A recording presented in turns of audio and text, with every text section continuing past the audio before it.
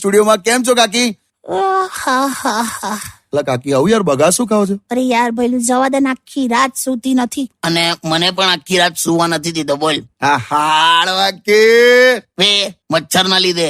અચ્છા અરે એટલા મચ્છર છે ને ઘરમાં, હું તો કંટાળી ગઈ છું બાપા. અને રાત્રે મારા બરડા પર એવી ઘીપ દઈને લાત મારી છે ને બોસ, શું વાત કરો છો? તારે અરે તમારા જબ્બા પર મચ્છર બેઠો તું, મેં જોઈ લીધેલું એટલે. તે પણ તે જે લાત મારી કરોડરજ્જુમાં 8 કટકા બોલ્યા. શું વાત કરો?